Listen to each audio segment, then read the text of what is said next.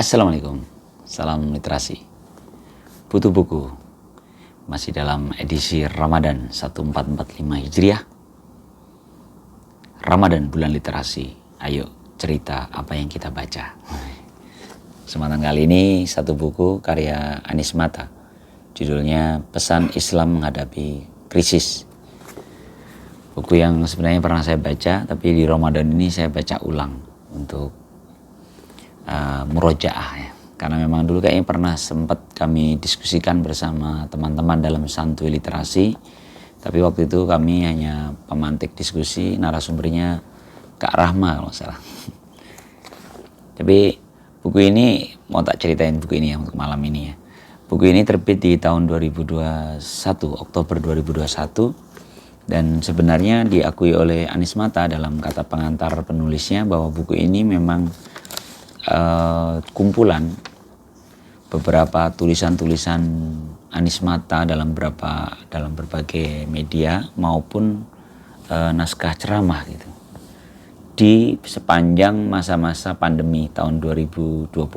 Karena itu memang judulnya kan Pesan Islam Menghadapi Krisis, karena krisisnya ini terlebih di krisis pandemi COVID-19 ya, COVID-19. Nah, dalam prakata penulisnya, saya menggarisbawahi satu pengakuan dari seorang Anies Mata bahwa dalam kumpulan tulisan yang berasal dari ceramah, tak terelakkan terjadinya pengulangan dan penyampaian yang kurang sistematis. Jadi ini sebuah permintaan maaf dari penulis, khawatir terjadi pengulangan penjelasan dan kurang sistematisnya penulisan. Karena ini memang rangkuman dari beberapa tulisan dan ceramah. Namun setelah saya membacanya rasanya enggak juga. Jadi ini cukup sistematis. Mungkin ini peran dari penyunting ya, Yusuf Maulana dari Pustaka Rembuk Kopi. Yusuf Maulana juga menyampaikan pengantarnya, itu pengantar penerbit ya, pengantar redaksi, dan memang mengakui bahwa komitmen Anies Mata dalam tradisi literasi ini cukup kuat, dan memang ya dia mengakui bahwa kumpulan tulisan ini walaupun dari tadi macam-macam tapi tetap mudah untuk disusun dalam satu rangkaian sistematika. Baiklah, saya masuk ke isi buku ya. Bukunya itu ada 10 tulisan, 10 judul buku. 10 judul 10 bab gitu ya. Saya akan coba menyampaikan rangkaian tulisan bab-bab per babnya, tapi tentu dengan gaya butuh buku. Bukan sebuah review buku secara akademis, namun hanya menceritakan apa yang saya pikirkan dan apa yang saya rasakan setelah saya berinteraksi dengan satu buku. Ya, yang pertama adalah, judul pertama itu keseimbangan ekosistem di balik wabah. Nah, ini memang benar-benar seperti yang disampaikan penulis tadi di awal, bahwa ini tuh latar belakangnya adalah pandemi. Ya. Di dalam judul keseimbangan ekosistem di balik wabah ini, Anies Mata menceritakan wabah yang pernah terjadi di zaman Rasulullah, yaitu wabah Yazdajir namanya. Yazdajir yang itu tahun 6 Hijriah. Jadi masih Rasulullah ada, itu pernah terjadi wabah Yazdajir, dan juga di zaman Khalifah Umar bin Khattab ya.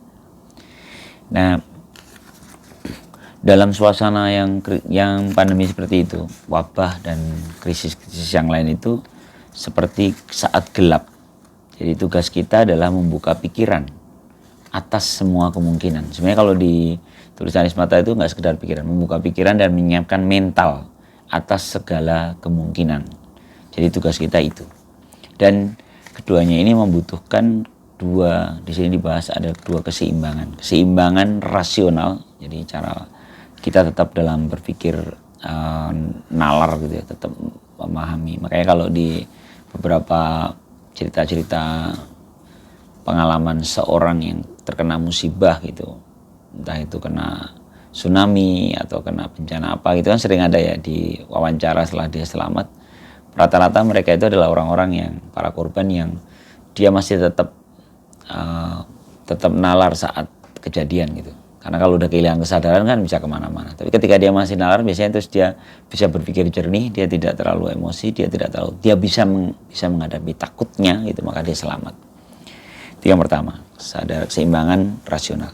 Kedua adalah keseimbangan ekosistem.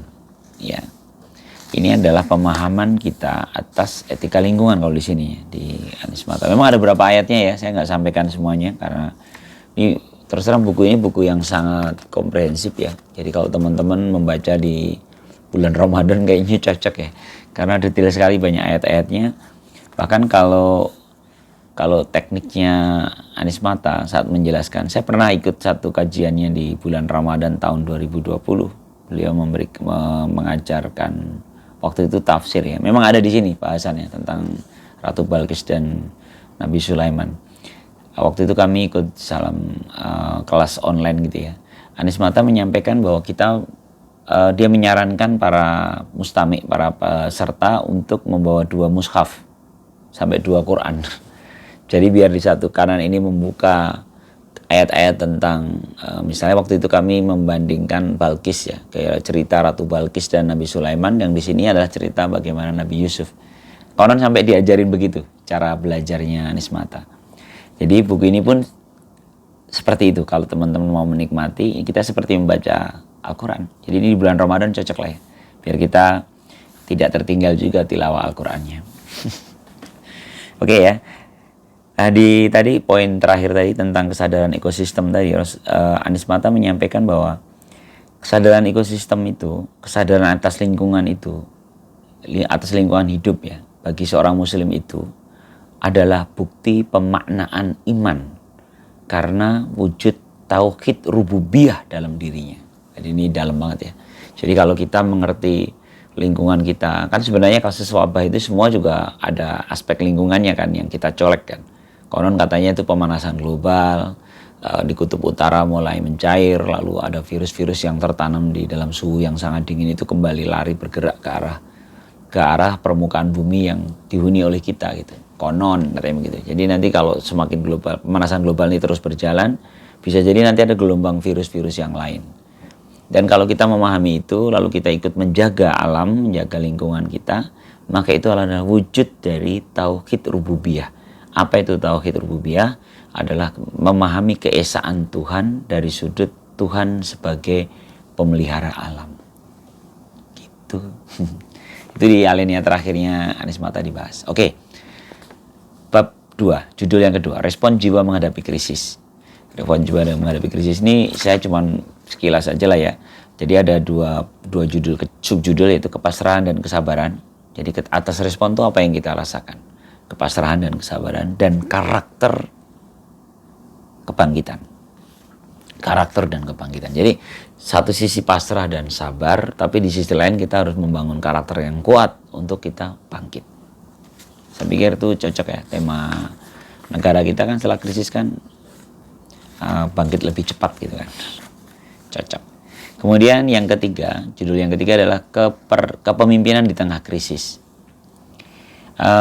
Ada beberapa judul di kepemimpinan di tengah krisis ini. Yang pertama ada lingkaran elit, judulnya itu. Ternyata itu cerita tentang bagaimana Ratu Balkis yang mendengarkan saran elit politiknya tentang surat dari Nabi Sulaiman. Jadi Nabi Sulaiman memberikan surat pada Ratu Balkis, lalu para elitnya membahas isi surat itu dan memberikan saran masukan pada Ratu Balkis. Di subjudul yang berikutnya adalah respon pemimpin. Nah, ini digambarkan feelingnya Ratu Balkis. Dengan feelingnya yang bisa membaca bahwa ini kita menghadapi raja yang luar biasa, yaitu Nabi Sulaiman, sehingga akhirnya Ratu Balkis kan menyerah.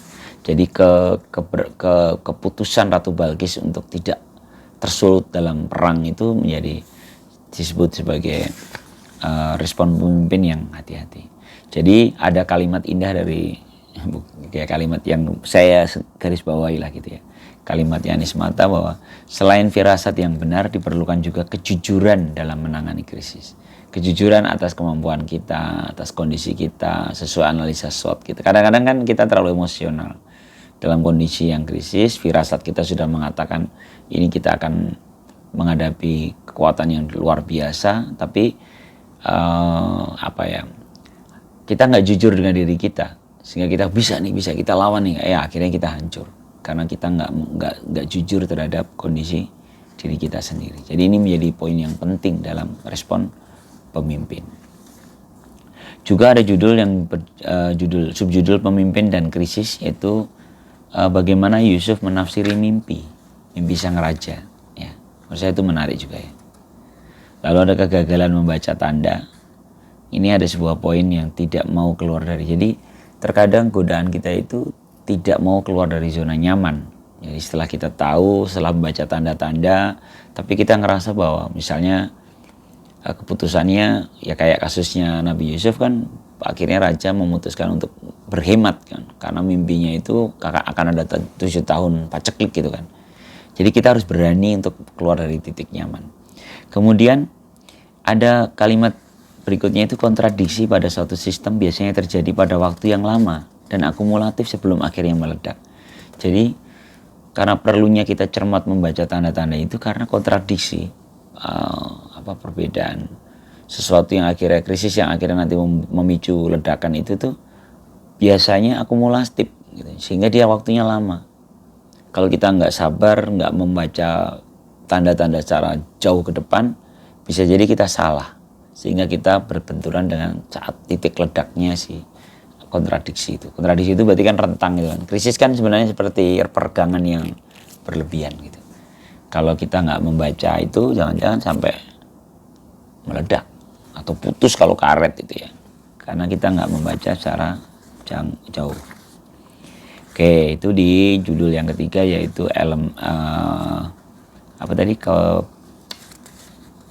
pemimpinan di tengah kritis. Kemudian yang keempat ada elemen perubahan menurut Islam. Jadi ada elemen-elemen perubahan. Jadi perubahan itu pertama di sini disampaikan krisis ke narasi. Jadi kalau ada krisis maka jadi narasi. Narasi itu apa? Narasi adalah sejarah masa depan kita. Jadi gini nih, kalau ada krisis, ini versi Anies Mata ini bagus. Menurut saya ini resep yang menarik itu. Saya sering gunakan juga untuk diri saya. Jadi ketika ada satu krisis, ruwet gitu, maka cara pandang kita itu adalah bagaimana masa depan. Kita mulai dari akhirnya gitu. Jadi kita menulis sejarah masa depan kita. Sehingga kita tahu endingnya nanti akan ke sana, lalu gue mesti ngapain nih gitu. Jadi narasi itu seperti itu. Narasi itu disusun berdasarkan krisis. Jadi suatu narasi itu adalah peta jalan menuju kemana gitu. Misalnya krisis, kita harus bisa menghadapi krisis, berarti kan kita menetapkan target ya, ngelewatin ini seperti apa, caranya bagaimana gitu. Kemudian terkadang ketika kita sudah membaca tanda-tanda tadi, wah krisis, bikin narasi, wah ternyata perjalanannya sangat panjang. Di sini Anies Mata mengingatkan bahwa bagaimanapun energi agama itu penting. Jadi perubahan itu membutuhkan energi dari agama. Jadi agama itu penting, keyakinan itu penting. Tanpa itu berat. Di sini kalau nggak salah sempat disinggung cerita Nabi Nuh ya. Nabi Nuh yang buat kapal, celah-celah orang. Itu kan butuh keyakinan untuk membangun itu. Kalau kita analogikan kapal ini adalah sebuah sistem yang kita mau bangun, atau sebuah peradaban yang ingin kita tegakkan gitu. Kapal itu misalnya kapal Nabi Nuh itu. Maka kan kita harus membangunnya pelan-pelan gitu. Contoh misalnya saya ngomong kayak begini nih kan, katanya semangatnya kan kalau di teman-teman penggiat literasi itu semangatnya bagaimana membuat anak-anak kita kelak itu kembali suka baca buku gitu. Kalau sekarang pada nggak suka baca buku, lebih suka ke media sosial gitu. Waktu itu obrolannya jangan mengajak orang baca buku lewat buku, karena mereka aja udah nggak baca buku. Makanya terus saya oke, kalau gitu saya lewat ini. Nah itu kan, ini kan cara panjang ya, cara panjang, perjalanan panjang dari mimpi yang saya bangun tadi, narasi. Nah saya butuh agama untuk memberikan energi itu. Misalnya mungkin sering saya sampaikan beberapa dalil-dalil Al-Quran yang menguatkan alasan saya melakukan gerakan literasi seperti saat ini. Oke, ini jadi ngomongin gue ya. Tapi di buku ini nggak cerita gitu, tapi sama, konteksnya sama. Kemudian ada pemimpin dan komunitas perubahan. Ini menarik, ada judul pemimpin dan komunitas perubahan. Jadi perubahan itu butuh komunitas. Bahkan para nabi pun ada ulul azmi gitu kan, nabi-nabi yang dipilih Tuhan gitu. Atau dalam cerita Nabi Isa alaihissalam, dia dikelilingi oleh al-Khawariyun, orang-orang sahabat-sahabat Isa yang mengelilinginya. Itu adalah komunitas perubahan. Jadi kita butuh komunitas itu. Kemudian ada satu judul lagi, itu agama dan keteraturan. Bagaimana agama itu menciptakan, ya karena dia itu sebuah keyakinan dengan turunutan penataan hidup yang jelas gitu. Maka agama ini mempunyai perangkat dari selain tadi menjadi energi untuk kita melakukan perubahan. Agama juga memiliki perangkat untuk melakukan as-sunnah, ya, apa tuh? Keteraturan. Sehingga bagaimanapun kita perlu kembali ke agama. Cocok Ramadan. Kemudian jadi jus ya. Judul yang kelima. Judul yang kelima itu adalah inovasi di tengah krisis. Jadi ada inovasi-inovasi di tengah krisis. Pertama, kualifikasi utama kepemimpinan. Nah, dalam di inovasi di tengah krisis ini ada subjudul namanya kualifikasi utama kepemimpinan.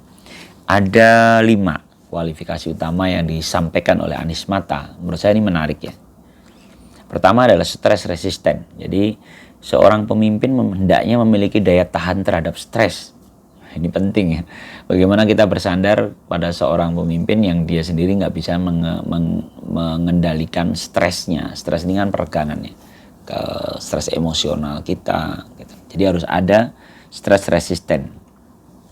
Jadi dia memahami kekuatan emosinya. Ya. Kemudian ini makanya akhirnya perangkat pendidikan militer menjadi posisi yang ini ya, yang agak sulit digantikan ya. Karena kan manajemen kepemimpinan di militer itu kan menghadapi perang, menghadapi stres kan, tekanan-tekanan yang luar biasa. Bagaimana dia tetap mengendalikan pasukannya gitu. Sehingga memang bicara tentang kepemimpinan itu kadang ya kita masih harus belajar banyak dari tradisi pendidikan militer karena mereka dalam tekanannya. Karena itu ada beberapa organisasi sipil yang ikut-ikutan pelatihan-pelatihan militeristik ya sebenarnya dalam rangka ngebangun bagaimana lu ketika dalam posisi stres gitu, dalam tekanan apa yang kamu lakukan. Bahkan dulu kalau ada kaidah itu apa ya, hadis apa ya, kaidah yang kalau kau ingin kenal seorang itu dalam perjalanan gitu. Jadi kita ngajak jalan bareng, capek bareng, lapar bareng, itu nanti ketahuan aslinya. Orang yang kelihatannya sabar, humoris gitu, tiba-tiba dalam saat stres mungkin dia jadi di luar dugaan. Oke, itu yang pertama. Yang kedua, extreme competitiveness. Jadi kemampuan daya saing yang ekstrim. Jadi dia memiliki kemampuan daya saing. Ini menarik juga ya. Jadi ternyata daya saing itu perlu. Jadi dia memiliki nyali besar. Ini kalau teman-teman nonton, saya nggak terlalu punya pengalaman di geng-gengan anak motor gitu ya. Tapi kalau nonton film atau cerita-cerita teman itu kan para geng-gengan gitu itu kan akhirnya yang ditakuti dan disegani oleh orang-orang itu adalah kemampuan anak-anak yang bernyali kan. Bahkan pemimpin geng motor itu kadang badannya lebih kecil, dia nggak terlihat jago berantem, tapi ternyata disegani karena dia pengen nyali yang besar. Nah, ini seperti poin yang kedua tadi, dia memiliki kemampuan daya saing yang ekstrim. Ketiga, kemandirian. Dia mestinya mandiri sehingga dia independen. Dia tidak mudah disetir orang pihak lain. Kemudian yang keempat, self criticism. Jadi dia mau mengkritisi dirinya sendiri. Ini adalah naluri pembelajar. Jadi pemimpin hendaknya memiliki kemampuan naluri pembelajar yang tinggi. Jadi dia kalau ngambil keputusan dia kembali kritik sendiri. Wah, bener nggak nih gua nih? Bener nggak nih? Sehingga dia terus belajar. Tidak malu untuk mengubah cara pandangnya jika dia meyakini bahwa ini ada yang lebih benar. Self criticism. Dan yang kelima, ini juga menarik. Ini justru pernah kami bahas dalam satu obrolan bersama Kak Rahma dan Kak Ayu ya. Waktu itu karena ternyata di dalam kualifikasi utama pemimpin yang kelima itu jurus stoikism. Waktu itu kami bahas tentang stoicisme dengan buku ini gitu. Di buku ini ternyata ada stoicisme. Stoicisme kan mungkin teman-teman, saya juga pernah ngebahas kayaknya. Ada beberapa buku tentang filsafat stoik yang filsafat teras, terus kok lupa ya, Aurelius ya. Beberapa buku stoik itu pernah kita bahas dalam buku. Nah, stoik itu kan sebenarnya kalau dalam di bahasa sini, kualifikasi utama pemimpinan ini adalah bisa menelan penderitaan diri. Jadi pemimpin tentu nggak gampang curhat, nggak gampang mengeluh gitu kan. Karena dia mampu menelan penderitaan itu dirinya. Karena dia fokus pada orang-orang yang dia pimpin. Itu dia inovasi di tengah krisis. Oh sorry, belum selesai inovasi di tengah krisis. Ada lagi di poin judul berikutnya itu adalah inovasi strategis. Jadi kan tadi kan cerita kualifikasi utama pemimpin. Nah sekarang yang berikutnya adalah inovasi strategisnya. Dalam kondisi krisis sekarang ini apa sih? Ada 4 inovasi strategis. Yang pertama shifting teknologi. Jadi sekarang ini dalam kondisi krisis pandemi yang kayak gini-gini kayak kemarin itu ternyata ada shifting teknologi yang luar biasa. Ini harus dibaca oleh pemimpin dalam menghadapi krisis. Dalam shifting perubahan teknologi yang dipakai ini, kita ikut ambil bagian enggak? Gitu. Atau kita justru kelompok yang tergopoh-gopoh tertinggal gitu, saat shifting itu. Nah, ini menjadi pikiran kita bersama. Kemudian yang kedua, model ekonomi baru. Shifting teknologi, lalu ekonomi tiba-tiba berubah. Ada model ekonomi baru. Tiba-tiba ada raksasa-raksasa ekonomi baru. Bahkan konon malah ada alat tukar baru. Ya. Semenjak ada Bitcoin, ada ya kan. Tiba-tiba uang itu bisa digantikan gitu. Nah, ini kan ada model ekonomi baru dan kalau pemimpin di saat krisis tidak membaca ini, bahaya sekali, tertinggal kita.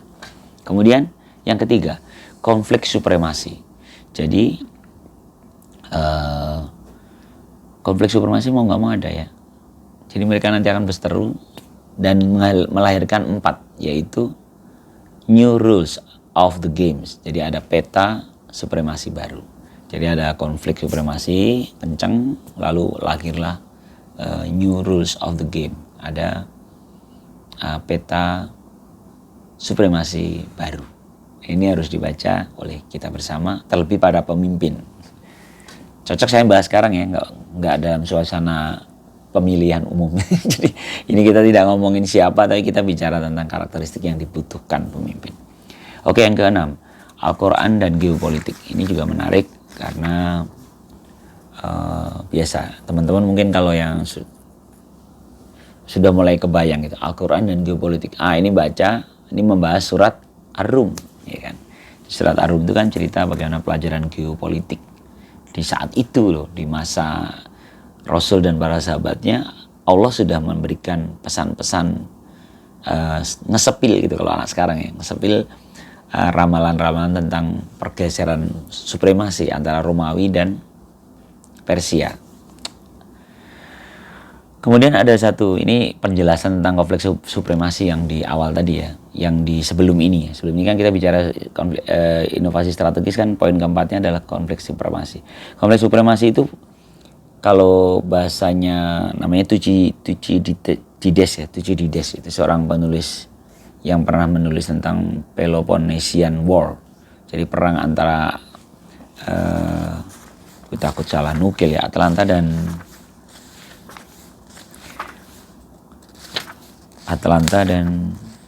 Thucydides. Sparta dan Athena. Sparta dan Athena. Tapi ya teori Thucydides itu sebenarnya gini loh. Sparta dan Athena itu kalau perang itu sebenarnya pemantiknya itu adalah karena fitrah kita secara natural itu ada dorongan mempertahankan dominasi. Itu aja. Jadi ketika konflik, makanya jebakan Thucydides istilahnya itu jebakan. Ketika ada satu negara besar terus melihat ada negara yang calon menjadi negara besar, maka negara besar ini akan mengganggu tumbuhnya calon negara besar itu. Itu Thucydides, teorinya Thucydides. Dan kalau kita dalam posisi negara yang ingin ikut konsentrasi ya, ingin ikut dalam percaturan politik dunia, maka hati-hati dengan jebakan Thucydides, karena bisa jadi kita disorot sama negara-negara besar. Indonesia mau naik nih, bisa kita digangguin. Karena itu jangan sampai terjebak itu. Oke, 7. Musim perubahan dalam Al-Quran. Ada musim perubahan dalam Al-Quran. Ya, banyak ayat juga di sini ya. Ada dimulai dengan satu judul tentang membuka horizon ya, bagaimana Al-Quran menceritakan tentang musim perubahan itu, bagaimana Arab Spring ya.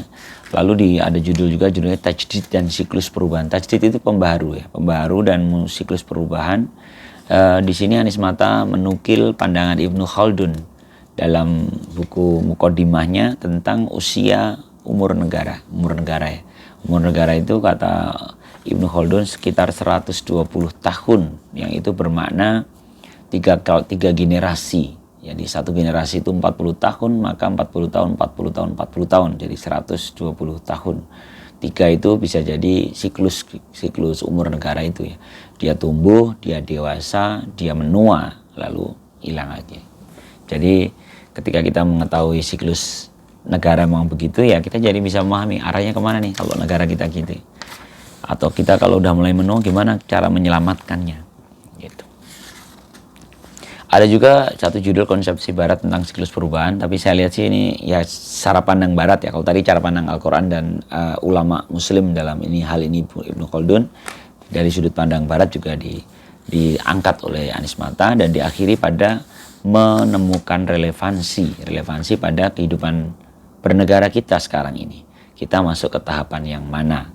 Ya, seperti Anies Mata sudah pernah tuliskan dalam bukunya yang sebenarnya di buku ini ada tulis juga ya, tulisan-tulisan buku Anies Mata yang lainnya. Nah, di buku-buku Anies Mata yang lain tuh ada satu gelombang ketiga Indonesia, itu tahun 2014. Ini Anies Mata pernah menceritakan tentang posisi di mana negeri kita saat ini. Di posisi perubahan tuh di gelombang yang mana. Saya pikir tuh ini jadi nyambung. Oke, judul yang ke-8 yaitu kegelisahan dan kebangkitan sejarah. Di buku saya ini nggak apa-apa lah, sekalian namanya juga ngobrolin buku ya. Saya di buku ini ada halaman yang ketukar ya. Jadi antara bab 8 dan bab 9 itu kecampur. Untung saya ngelihat halamannya. Tadinya saya sempat bingung, kok urutannya beda nih. Ternyata halamannya beda. Tapi nggak ada masalah sih. Malah justru kalau kita teknik membaca cepat itu di saat inilah saya membutuhkan kejelian gitu. Kalau enggak kacau di sininya saya, karena saya baca cepet gini loh, ternyata ini bab 9. Jadi bab 9 dan 8 ketimpa gitu. Jadi bab 9 itu ada di tengah-tengah bab 8. Nggak apa-apa lah, itu risiko dalam penerbitan ya. Tapi nanti kalau teman-teman ketemu kasus seperti saya ya hati-hati. Tapi di dalam kegelisahan dan kebangkitan sejarah inilah disampaikan yang tadi, bagaimana peregangan yang berlebihan. Jadi dalam kalau ini Anies Mata malah menceritakan bagaimana pengalaman dia di partainya dia sebelumnya ya. Jadi gerakan dakwah itu mengalami peregangan. Kan tadinya dia hanya ngurusin umat, ngurusin organisasi, ngurusin gerakan dakwah, bahkan dulu dari kampus gitu. Tiba-tiba ke negara terus dia meregang. Keregangannya itu bahaya. Jadi dia bilang keregangan yang berlebihan. Lalu bagaimana biar nggak teregangan terlalu kencang? Ya diubah cara pandangnya. Maka cara pandang sebagai negara, bukan sebagai sekumpulan warga negara, tapi sebagai negara gitu. Kita harus membiasakan memandang cara pandang kita, cara pandang negara. Ada juga residu kekuatan global. Jadi ada kekuatan global yang ngadu, terus ada sisa-sisanya. Residunya kan kayak terorisme dan sebagainya. Dibahas di sini. Kemudian ada eksperimen Islam politik. Ini tadi itu ya. Islam politik itu kan politik dalam sudut pandang Islam gitu, sebagai bagian dari seluruh bangsa gitu, tapi hanya bagiannya kan. Nah, ketika kita masih, ini kan eksperimen ya, ayo kita bikin satu partai atau kelompok Islam gitu, dan ternyata tadi konflik pergangan, terus cara pandang kita, terus akhirnya di sini Anies Mata ini seperti cerita ya, mengapa Anies Mata menemukan arah baru Indonesia gitu. Arah baru Indonesia itu ya cara pandang Indonesia yang baru berdasarkan istihad politiknya beliau yang memandang gelombang-gelombang bangsa kita, yang dimulai dari gelombang 1 itu Sumpah Pemuda sampai dengan proklamasi, gelombang kedua itu Orde Baru sampai reformasi, dan gelombang 3 itu mestinya saat ini kita menemukan cara pandang baru sebagai negara besar gitu. Oke, itu di nomor 8. Nomor 9 adalah tentang revolusi mental dalam Al-Quran. Ini juga menarik ya, kata revolusi mental ini kan sebuah judul yang pernah diangkat oleh Presiden Jokowi ya, dalam satu tulisannya. Tapi di judul ini Anies Mata menuliskan tentang revolusi mental itu dimulai dari aktivasi akal. Jadi ketika ada akal di kita ini diaktifasi, dibuka, cetek gitu. Kadang-kadang kita belum menggunakannya. Makanya kan seringkali ditanyakan oleh Al-Quran kepada kita sang pembaca Al-Quran tentang afala ta'qilun, afala tatafakkarun, apakah engkau tidak menggunakan akalmu, apakah engkau tidak berpikir gitu. Jadi seperti dicolek gitu ya sama ayat ya, agar kita berpikir, lalu diaktifasi. Nah, aktivasi itu tentu kita mengingatkan seberapa sih kapasitas otak kita gitu. Apakah kita telah menggunakan seluruh kapasitas otak kita? Ada low order thinking, ada high order thinking gitu kan. Itu adalah menggunakan otak kita dengan tepat gitu. Jadi ada yang sekedar low order thinking kan hanya sekedar menangkap, mengetahui, memahami, melaksanakan, itu masih low. Padahal harusnya kita high order thinking, kita mulai menafsirkan, mulai mengevaluasi, mulai berinovasi gitu. Nah, itu cara mengaktifasi otak. Kemudian ada perintah membaca. Ini cocok banget buat acara-acara saya ini ya. Bagaimana perintah membaca ini bagian dari lanjutan setelah aktivasi otak. Akal kita diaktifasi, baca. Sehingga kita dapat banyak asupan literasi. Lalu mekanisme revolusi mental itu seperti apa? Bagaimana pembebasan dan pemberdayaannya? Dan bagaimana pelajaran untuk Indonesia? Jadi terlihat saya mulai mempercepat ya, karena udah 30 menit. Lalu yang ke-10, judul ke-10 adalah fitur pemimpin yang berkualitas. Itu di judul yang terakhir. Di situ disampaikan ada beberapa, ya 5 ya. 5 fitur. Yang pertama, sense of crisis. Pemimpin harusnya memiliki sense of crisis. Jadi ngerti, oh krisis ini begini. Oh kalau krisis begini itu gimana? Oh ada nggak solusinya di masa lalu? Kalau nggak ada, dia mesti berinovasi dong, mencarikan solusi gitu ya. Kemudian yang kedua, semangat kepahlawanan nubuat. Nubuat itu kenabian, profetik ya. Jadi semangat kenabian itu maksudnya apa? Kepahlawanan itu nggak sekedar kepahlawanan saja berhenti, tapi harus nubuat. Nubuat itu kenabian. Kenabian itu peradaban jangka panjang gitu. Kalau pemimpin yang berkualitas itu mestinya dia memiliki semangat kenubuat, sehingga dia tidak, kalau bahasa di buku ini dia menceritakan sang pembangun istana itu berbeda dengan sang pembangun peradaban gitu. Kalau yang sekedar ngebangun istana berarti cara pandang dia hanya berhenti sampai di istana. Bagaimana dia misalnya ada aktivis politik itu, dia hanya bagaimana mendorong dirinya dan rekan-rekan separtai politiknya duduk di istana selesai gitu, atau duduk di Dewan selesai. Tapi kalau dengan semangat nubuat tadi, dia tidak mungkin nggak harus duduk di situ, karena ini adalah pekerjaan peradaban gitu, bukan sekedar membangun istana. Atau kalaupun dia bisa duduk di istana, dia tahu bahwa pekerjaan dia tidak selesai dengan waktu umur yang dia miliki, kan begitu ya. Beban, kalau kata Hasan Al-Banna kan, beban yang kita emban itu jauh lebih banyak daripada waktu yang kita miliki, jadi akhirnya panjang. Ketiga, membicarakan solusi, bukan membicarakan masalah. Jadi pemimpin yang berkualitas adalah pemimpin yang concern terhadap solusi. Ini sebenarnya gampang sih. Kita sering lihat ya orang-orang yang sering ngomong, masalahnya itu gini loh. Nah, masalahnya itu gini. Kita itu terus kalau udah fokus pada masalah, kita hanya akan mendengarkan rentetan kelemahan kita, rentetan problem kita.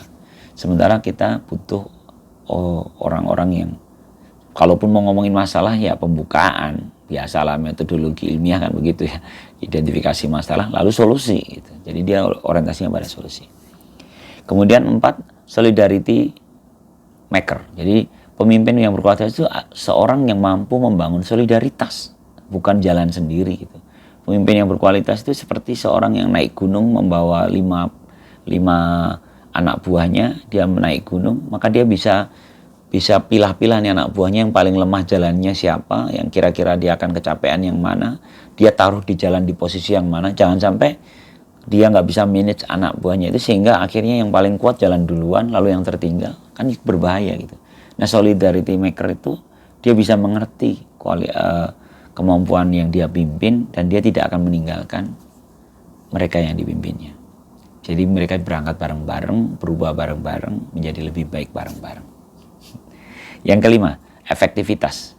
Jadi efektivitas itu kalau di buku Anies Mata ini aku sempat penasaran tuh apa artinya fitur pemimpin yang berkualitas, kenapa fiturnya adalah efektif. Ternyata maksudnya Anies Mata adalah gini, Pemimpin yang berkualitas itu tidak hanya tahu apa yang dia inginkan, tidak hanya tahu dia mau seperti apa, targetnya apa, enggak. Tapi dia juga mengerti dia harus lewat mana untuk mendapatkan itu semua. Jadi dia tahu petanya gitu.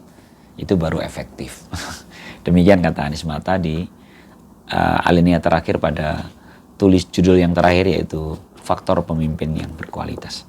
Kayaknya cukup lengkap ya, walaupun tentu masih banyak isinya yang di sini dan teman-teman bisa baca, karena tadi saya cerita ini banyak sekali ayat-ayatnya dan bahkan sering membandingkan, mengkomparasi beberapa ayat dalam satu bahasan gitu. Ini memang menurut saya kelebihannya Anies Mata ya, karena ditulis juga di dalam prakatanya penerbit bahwa Anies Mata ini adalah seorang yang memahami turats keislaman. Turats itu kitab-kitab klasik Islam. Jadi Anies Mata ini selain dia pembaca buku yang luar biasa, karena sehari dia berapa buku dia baca ya, tapi dia juga memahami turats, memahami cara membaca kitab-kitab klasik, kitab-kitab kuning, sehingga tentu ini menjadi dasar kepenulisan beliau. Kemudian juga disampaikan di sini bahwa Anies Mata di dalam prakatanya jadikan buku ini sebagai Islam sebagai pesan universal yang telah diuji waktu dan luasnya peradaban manusia. Jadi Anies Mata dalam prakatanya meminta, menunggu masukan, saran, dan diskusi dari pembaca. Menurut saya ini kalimat yang perlu saya sampaikan juga, sehingga kalau ada sesuatu yang wah ini kenapa sih, menarik juga nih, silakanlah langsung mengunjungi kantornya Anies Mata. Terima kasih. Selamat berliterasi.